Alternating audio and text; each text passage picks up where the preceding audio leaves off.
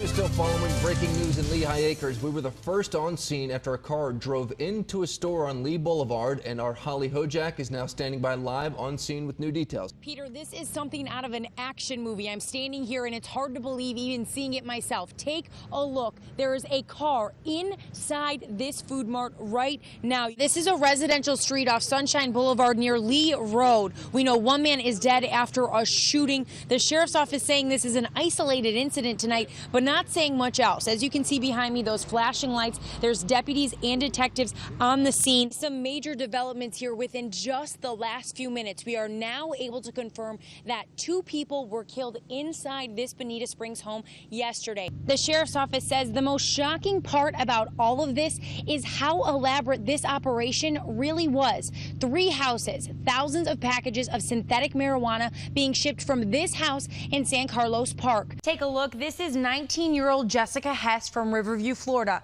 She was arrested after Charlotte County deputies say she stabbed a 20-year-old woman several times at the Redneck Yacht Club. It's called skimming.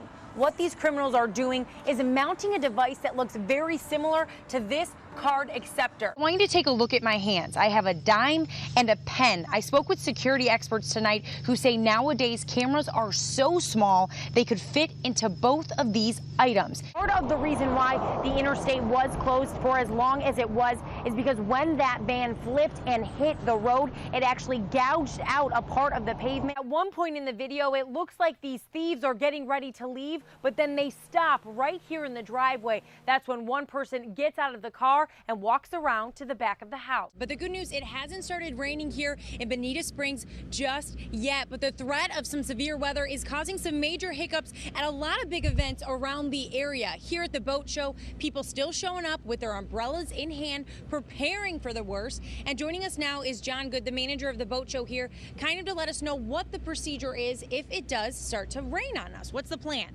Oh, I'm just hanging out with my new pet snake here. We're at the Conservancy in Naples. Chikungunya. Because I've never heard of it. The name may sound foreign and funny, but it's a serious threat here in Southwest Florida. Not a good thing. Not a good thing. Welcome to Florida. Chikungunya is carried by mosquitoes and first showed up in the Caribbean about a year ago. Now officials say there are close to 20,000 reported human infections. It's moved rapidly through the Caribbean, so we do worry that it will eventually come to Southwest Florida. The disease spreads from mosquito to human to mosquito, much quicker than other mosquito-borne diseases. Someone can be infected for up to 12 days before they notice any symptoms. It's very frightening in that it is a difficult mosquito to control. Lee County says spraying them doesn't work because they breed during the day and they spray at night. Another problem with these mosquitoes, they can breed in almost any amount of water, in something like a bird bath to something as small as a water bottle cap. Maybe look for water, see if you can dump it out. Just take it seriously. You don't want to expose yourself to mosquitoes. Shelley Redovan with Lee County Mosquito Control says she doesn't want people to panic. Just be aware. We'll probably I'll remove the dishes. Even though he just learned about the disease this afternoon, Nick Shippus is already coming up with a plan of action. Now I'm going to probably start spraying myself more, or we're going to start spending more time sitting in the back. Some symptoms include high fever, severe joint pain, possible swelling, or rash. One case in Lee County was an import, meaning the person came here from the Caribbean, then left. There are no reported cases here in Southwest Florida right now, but be on the lookout. Mosquito Control says we are used to seeing mosquitoes bothering us at night. It's the few we see during the daytime we need to be worried about. Reporting live in studio, Hollie Hojek, NBC2. Mad. I was really pissed. This mother of 2, outraged. It's just gross, disgusting. Flor Morales says she and her 2 young children were playing in the driveway around 5:30 Wednesday night when she looked up and saw a man fondling himself in the neighbor's driveway. He was facing this way. He was facing my kids doing that. Morales grabbed her kids, brought them inside, and called 911. What if he had come and touched my kids or something while I was inside? Anything could happen. Even more disturbing, someone in this same neighborhood reported a similar case of indecent exposure less than 2 months ago. Deputies still searching for that man. Do you think that might be him, though? Yeah, it was him. When NBC2 showed Morales the surveillance footage from the incident a few weeks ago, she noticed some similarities. As soon as I saw that white thing on his face, yeah, he was covering his face. Deputies have not confirmed if it's the same person. Don't go out in the street alone. The neighbor wasn't home at the time, but Morales told her what happened. Couldn't believe it. I went running inside, looking around my house, making sure that the guy was not inside of my house. And then that's when the police officer came and searched the house as well. Tonight, parents are on edge. I can't be outside no more, thinking that he could be watching them hiding out there. Innocent children traumatized. She said she was very scared. And this is my 7-year-old daughter. And she was terrified to go to sleep. In Lehigh Acres, Hollie Hojek, NBC2. Heart-wrenching video from the coastline of Collier County. 30 miles away from their natural environment, today dozens of whales struggled to survive as they wandered close to land. No, I've never seen anything like it. The 30 pilot whales wandered into Gordon's Pass just after noon today. At least 2 ended up out of the water. Several Southwest Florida rescue agencies rushed to help usher the stranded mammals back out to open water. They're very inactive and they're not moving much and seem to be distressed a little bit in their swimming patterns. Just very, very not normal for this area. Boaters were kept back as first responders carefully worked to push the whales towards the Gulf. I was about to dash over there and go see them very close because they beached themselves on that little beach there. In December, a group of 51 pilot whales stranded themselves in southern Collier's Everglades National Park. It's unclear if today's pod is part of the same group. Now experts worry their chance of survival is bleak. Sanibel Sea School's Bruce Neal says whales typically travel in groups with a no man left behind policy. When one is sick, many others fall ill too.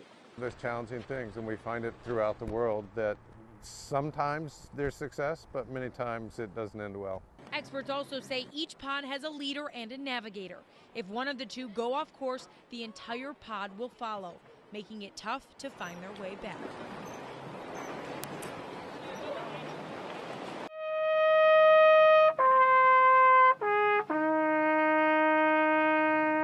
Honoring a fallen hero.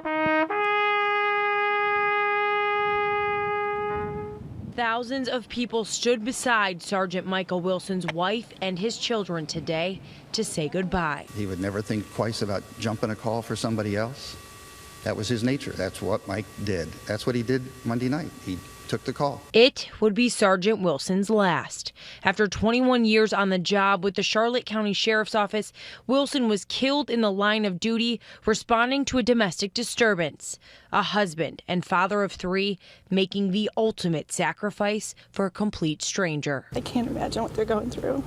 And just thankful that they're out there helping and supporting.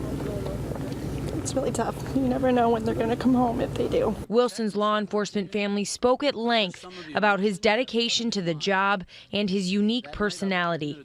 The 2-hour ceremony giving us a rare glimpse into the life of a man who touched so many. Although Mike took pride in his service, ultimately it was his family he was proudest of. Described as a practical joker with a smile you could see from a mile away. Friends say Sergeant Wilson was truly one of a kind. The loss written on the faces of all who came to say goodbye. Today's service, a tribute to a hero. Mike had time to call for backup. I know he had time to call on God that he believed in. One man's legacy left to be carried out by his family and his community. For all units, please call. For a last call in tribute to and in memory of our fallen fellow veterans. With a final call over the radio, All units, 405 is out of service. Sergeant Michael Wilson was called home. Ready. In Punta Gorda, Hollie Hojek, NBC2.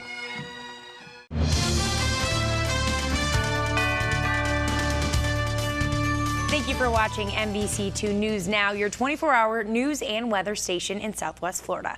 I'm Hollie Hojek. Here are the top stories in the news at this hour. Deputies are investigating a couple that's been going door to door trying to sell security signs. A Collier County woman finished what she started decades ago. Melissa Jimenez received her GED at a ceremony in Collier County, and as you're about to see, the timing made for a very special moment. A trip to the grocery store turns violent. Lee County deputies say this woman walked up to a man in his truck in the Publix parking lot and slapped him across the face. 17 people are facing charges for dealing drugs on and around Fort Myers Beach. The Lee County Sheriff's Office says it's part of a sting they're calling Operation March Madness. Investigators say now is a busy time for drug dealers with spring breakers in town. In all, they seized more than 1 kilo of cocaine and more than 2 pounds of marijuana. And remember, for breaking news, weather, information, and news online, you can log on 24 hours a day to NBC-2.com. Thanks for watching.